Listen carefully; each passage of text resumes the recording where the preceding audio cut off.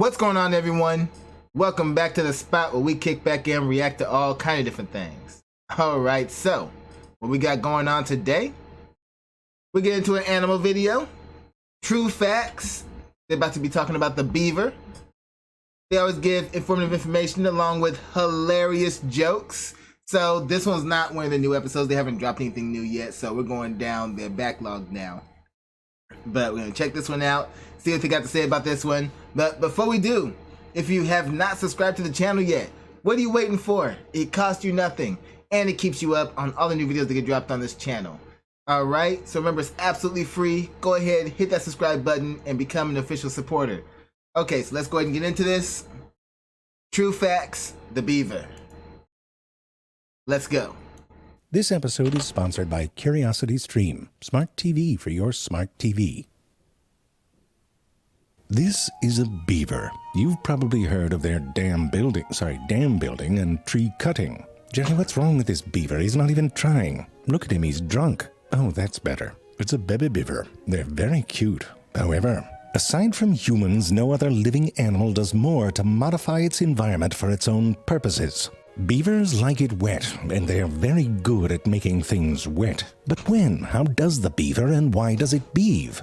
Here are true facts about the beaver. To understand the beaver, you should know that it is a rodent. Rodents are the furry little meatballs of the field and forest. Just the right size for a snack. Who among us has not wanted to beer batter a hamster at some point? Guilty. Those flies are waiting for the cafeteria to open. So, wow. Being delicious, one thing that rodents... Wow, no. I've never thought about bear battering any rodents, ever. No. ...became very good at is hiding. Old school beavers weren't into all this swimming and tree-cutting business, but they could sure piss you off in a game of hide-and-seek. Look at this thing. When people first discovered it, they didn't know what it was. They called it the devil's corkscrew, because apparently the devil has big bottles of wine. Personally, I think devil's bicycle seat or devil's catheter would have been more devil-appropriate. You know what it is? It's the fossilized tunnel of Paleocastor, a beaver that lived 20 million years ago. See? Good at hiding. At some point, the ancestor of the modern beaver got into swimming. It's a good way to escape predators, especially if you're a clumsy, waddling football of flesh. On land, the beaver isn't exactly graceful, but in the water, it is exactly graceful. Its paddle tail, which is more flexible than a cat's, becomes a rudder. They tuck their little hands up under their chin and let their big webbed feet do the swimming. Underwater, a thin see-through membrane covers their eyes. Their nostrils close up, and they have extra flesh on the inside of their lips that can close behind their front teeth. This allows them to carry things and even eat down there without getting a mouthful of water. It's just like my mother used to say, you try and find an open orifice on an underwater beaver. Good luck with that. The other thing that happened along the way was that beavers developed a taste for wood. Now, anyone can get a taste for wood, but to actually eat it is another matter. You need the right equipment, and rodent teeth are the right equipment. Let me explain. There are two main hard substances in a tooth, dentin and enamel. In our teeth, dentin helps anchor the tooth, and enamel forms a little cap that sticks out of our gums. Enamel is incredibly hard, the hardest thing our body makes, shush now, and it protects our teeth from wear and tear and forms a chewing surface. Enamel is made from densely packed crystals of a mineral called hydroxyapatite. That's right, our teeth are made from something called apatite. That's like a dad joke time bomb. But you can't just fart a crystal out. It's a whole process. Dad joke time bomb, that's great.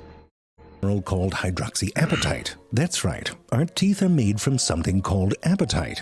That's like a dad joke time bomb. But you can't just fart a crystal out. It's a whole process. Special cells called ameloblasts crawl around and leave a little snail trail of proteins behind them. Crystals then grow on these proteins.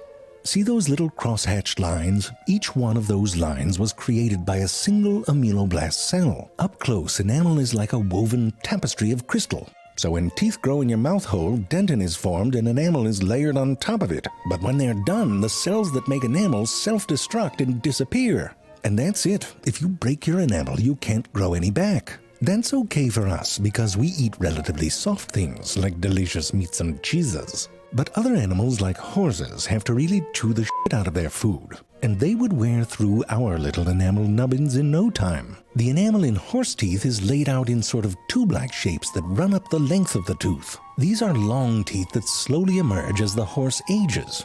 Here you can see the teeth of a young, healthy horse. I mean, not that healthy, its flesh is missing, and it's been cut in half. But healthy before that. Anyway, here is an old horse, and you can see that the teeth are almost completely gone. This horse won't be able to eat much longer because it's lost its appetite. That's it. So what about rodent teeth? Well, we'll get to that after a brief message about our sponsor. Curiosity Stream has thousands of shows and movies about all sorts of things. There are 35 collections of curated programs. Where were we? Oh, right. Rodents have some next-level toothage. Their front teeth never stop growing, and their enamel-producing cells don't self-destruct. These teeth don't have a root like ours do, but they start crazy far back in the head. These front teeth have two basic layers, dentin in the back and enamel in the front. But right on the front surface, there is a thin layer of enamel that has iron incorporated into it. This is what makes it orange, but it also makes it extra hard. And because of this, the front of the tooth wears down more slowly than the back. And you know what that means? Their teeth are essentially a self-sharpening chisel. Look at that right there. This one's sort of shaving strips of wood with his bottom teeth. Now, beavers only eat a very thin layer on the outside of the tree. That's the living tissue where the nutrients are. And they prefer smaller, tender branches and even leaves. But they go through the ones they can reach and that are close to the safety of water fairly quickly. To get to the higher branches, they couldn't be bothered to learn how to climb, like basically every other rodent. Beaver was all like, I don't go to branches, friggin' branches come to me. So when beavers cut down trees, they're not eating that part of the tree. They're just bringing the good stuff closer to the ground. Now to begin, beavers will usually make a deep cut on one side. It's like a game of chicken between a tree and a beaver head, to the death. If unsquished, the beaver will move to the other side to finish up. They listen carefully for any cracking sounds to make sure they can waddle away slowly to safety.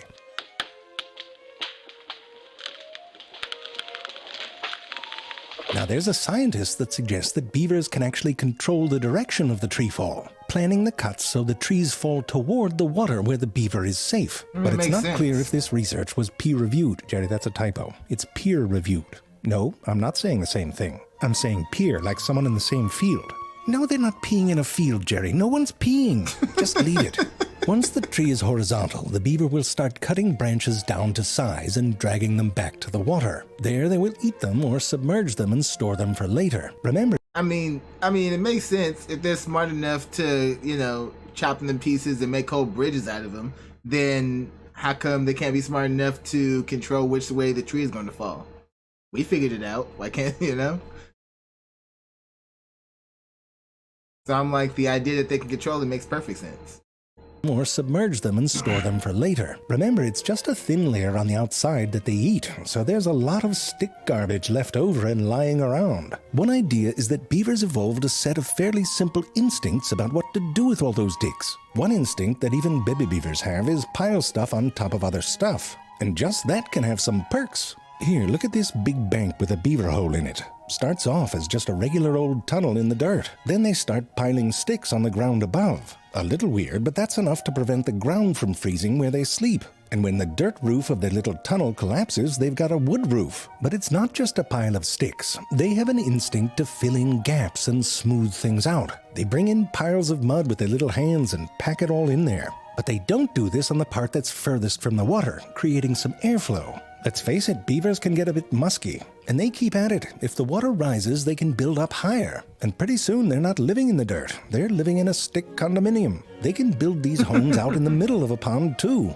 They don't build it around themselves like a bird's nest. Same basic rules. Build a pile, pack it in, and then tunnel into it and make yourself some rooms. It's cozy in there. I know what you're thinking. What is that beaver doing? Well, that beaver's eating chili right out the can, so to speak. You see, the problem with eating wood is that it's wood. It's not like a ding-dong with a creamy center. I mean, it's actually freaking wood. So to digest it, the beaver...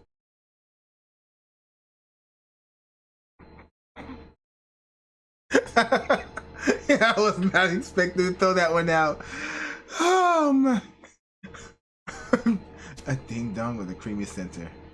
Oh, wow. Of all the analogies, that's what you had to go with. With eating wood is that it's wood. It's not like a ding-dong with a creamy center. I mean, it's actually freaking wood. So to digest it, the beaver has to eat it twice. After the first go-round, I guess it still has some flavor. Like if you found some leftover chewing gum that had been in your ass. Ew. So not only do beavers have to chew the crap out of their food, they have to chew the food out of their crap. All right, I'm done. Anyway, that's what they do in the end. No, you're not. I see the timeline. You're not done.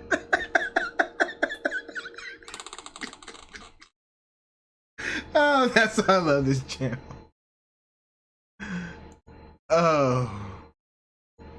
Yes. So not only do beavers have to chew the crap out of their food, they have to chew the food out of their crap. All right, I'm done.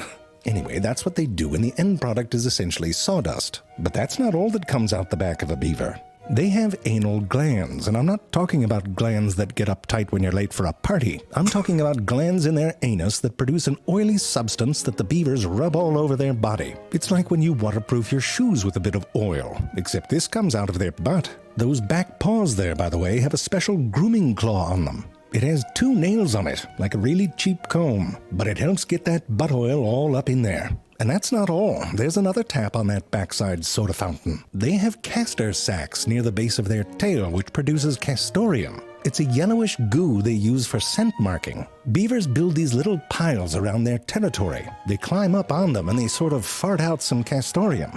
Told you. You get a whiff of that, you know whose turf it is. It's also how females communicate that they are ready to mate. Apparently, castoreum smells and tastes kind of sweet and leathery, and it's been used in perfumes and food. Someone was the first person to figure that out. Guys, check this out. The stuff that comes out of a beaver's ass tastes just like vanilla. Anyway, what beavers do inside their own home is... I can't remember what it was used in, but thankfully it's not used in America, so I ain't got to worry about that. But yeah, I've heard about that stuff being used in some stuff. Go ahead.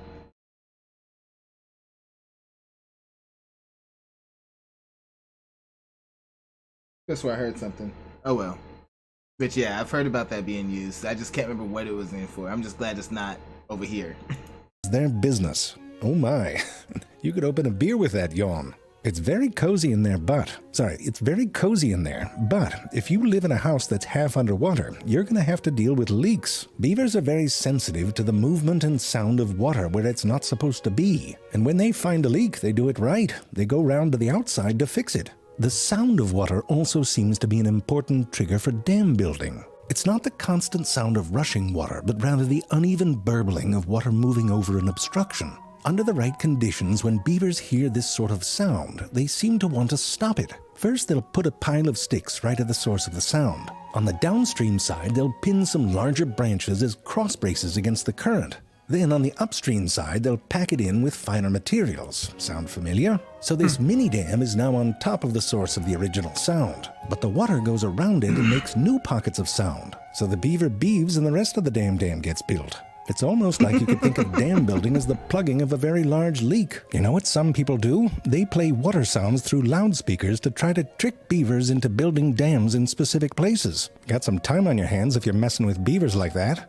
These dams can flood massive areas. This extends the beaver's territory, but it also stabilizes the water level and creates a predictable environment. Most rodents don't really have these kinds of predictable environments, so they make lots of babies as a kind of insurance and they don't invest a lot in raising them. That often means high infant mortality. But beavers took matters into their own little creepy hands and evolved to control their environment. So they do it different. They form monogamous pairs, often for life, and they care for their babies for a couple of years. And this is important because the instincts in young beavers need to be refined by watching and learning from their parents. Their first attempts at dam building are pure crap, and their first lodges are like the first apartments that kids get after college. You know, there's a lava lamp, a futon, and a half-eaten bagel, and the futon's so gross you choose to sit on the bagel. And he's all like, "Where's my bagel?" And you've got explaining to do. But over time, these young beavers will learn how to build incredible... Oh my gosh, did you see that? The big beaver took the stick and the little one headbutted him. Jerry, did you see it? It was a real headbutt. He used his head on his butt. Play it again, Jerry. No, don't fade it out. Oh, you're still mad about the peer review thing, aren't you? No, Jerry, I do understand what you heard. You heard peer, like one who pees, right? But Jerry, that's not a word. Queer isn't one who quees. It would need 3 E's in it, and P-er. What? Seer? Oh, that's interesting. Seer is sort of like what you're saying. But hold on, Jerry. The bigger point here is that you thought urination was somehow part of scientific review. What did you think peer review was? Well, Jerry, that's not science. That's niche pornography. Idiot. Wow. Always the banter. The banter is always so nice. Oh, man. That was hilarious and informative. All right, y'all. So that's going to do it for this one. So y'all know what to do. Go down in the comment section. Let me know what y'all thought about this one. Let me know what you'd like to see me react to next. Hit that like button before you go. Share this video with everyone you know. And subscribe if you haven't done so already. Alright, so, till next time, take care of yourselves. And I'm out of here.